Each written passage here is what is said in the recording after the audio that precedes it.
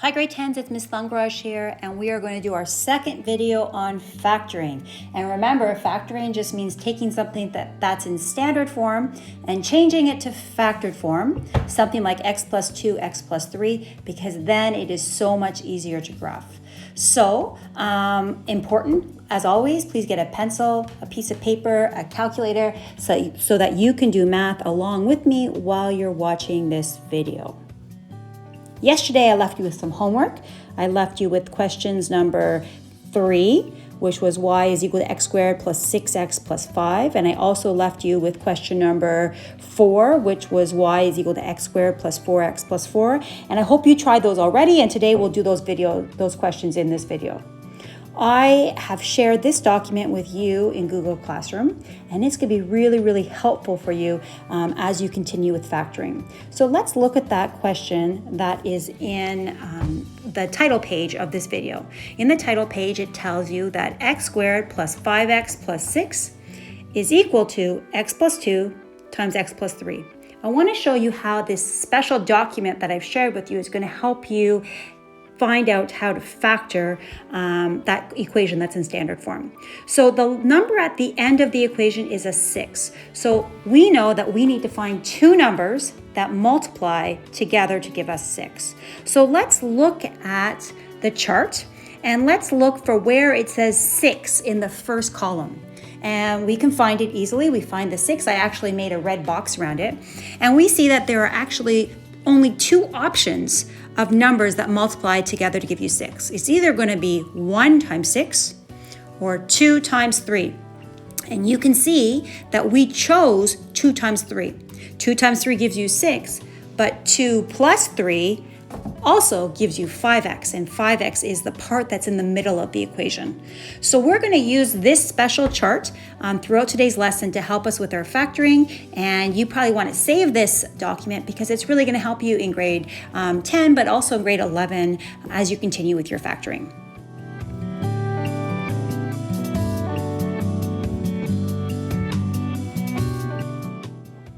So here's the first question that we're going to do together, and hopefully you try this already for homework. Y is equal to x squared plus 6x plus 5, and today we're going to rely on our little chart that I just showed you to help us with it. So if we look at that chart, we see that next to 5, there's only actually two numbers that multiply to 5, 1 times 5. So we're going to have to use those two numbers when we go backwards in our chart method like we did yesterday. So let's remember our chart. And let's work together to try to factor this question.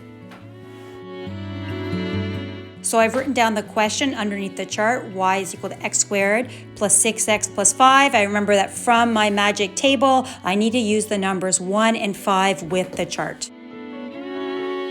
Okay, so I know my x squared always goes here. I know my 5 always goes in the bottom corner. And I've decided that my magic numbers will be 1 and 5 because those are the only two numbers that actually multiply to 5 that don't involve decimals. We can't have decimals when we're factoring. So we know that 1 times 5 is 5. We know that x times x is x squared. We know that 1 times x is 1x. And we know that 5 times x is 5x. And this is fantastic. I get so excited about math because what's inside the chart is the same thing that I had in standard form. And remember that standard form is the part that has to go on the inside. I've got the x squared, I've got the 5, I've got the 1x and the 5x, which gives me 6x. And that means that the answer in factored form is the part that's at the outside. So in factored form, it should be x plus 1 and x plus 5.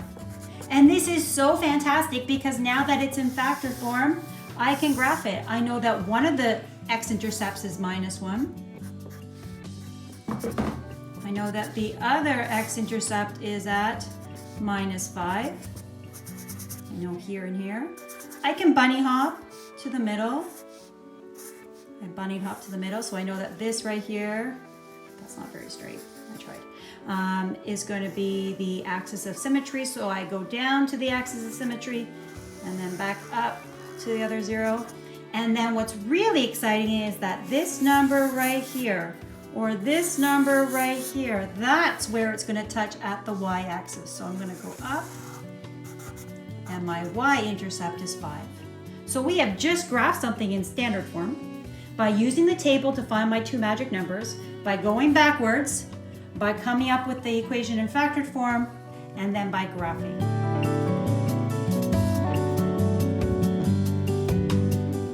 Okay, so here is my second equation from last night's homework. Y is equal to x squared plus 4x plus 4. We're going to use our chart to help us. We need to look in the chart for a 4, because 4 is the last number. So when I look at the chart and I look at 4, I see there's two options. I can either use 1 times 4 in my chart, or I can use 2 times 2 in my chart. And until you become a real expert at this, you might need to try all the different options until you figure out which one's right. So I'm going to start with the first one. I'm going to start with 1 times 4 and see if it works. Okay, so the first option for two numbers multiplying to 4 is going to be 1 and 4. So let's try that. 1 times 4 is 4. X times x is x squared. 1 times x is 1x. And 4 times x is 4x. And like I said, 4 times 1 or 1 times 4 is 4. Okay, so the x squared is the same.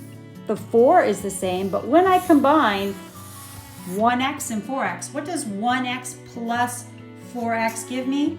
It gives me 5x. So this can't be right, because 1x plus 4x is 5x, and 5x is different than 4x. So this was not right. It means we picked the wrong two numbers. And so the other two numbers that the chart suggests is 2 and 2. So let's see if that works. Okay. Here I go. I know it's not so neat, but you'll bear with me. So then we have 2 and 2, x and x. So 2 times 2 is 4. X times x is x squared. 2 times x is 2x. 2 times x is 2x. Oh, this is so much better, because look, I've got x squared, 4, 4. And when I do 2x plus 2x, it gives me 4x. So that means that the right equation in factored form is x plus 2, x plus 2. And sometimes they'll write it that as x plus 2 squared, because there's 2 of them, but this is the same thing as this. So this is a little funny to graph, because here I see that the x-intercept is -2, but this x-intercept is also -2. That means it only touches the x-axis in one spot. So I'm going to touch it only in one spot. It's going to touch only right here. And then the y-intercept is going to be 4. So it's going to go like this. Okay, so that's the graph.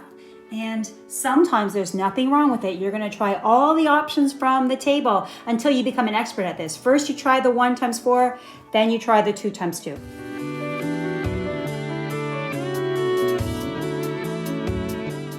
Homework tonight is to try this last question. It's a question that's in standard form, and I want you to change it to factored form using the chart. So the equation that I want you to change into factored form is y is equal to x squared plus 11x plus 24.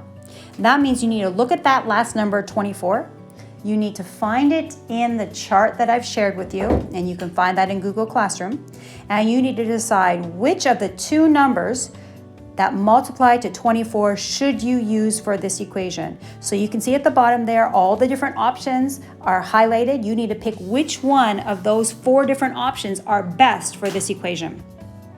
If you need help today, I will be on Google Meet in the afternoon. The link is always in my Instagram bio. If for some reason it's not working, sometimes it doesn't. Technology sometimes falls down or falls apart, just send me an email and I can resend you the link. If you have any comments that you want to add to this video, please add them. It lets me know that you've watched my video. I appreciate you being so resilient during this difficult time and continuing to watch these videos. Thanks for everything, and I will see you tomorrow on YouTube for our last video for assignment number 4. And after that, I'll give you about a week to catch up on all the work you need to do for assignment number 4, and then we'll start our summative, which will be the last thing for grade 10 this year. Have a great day.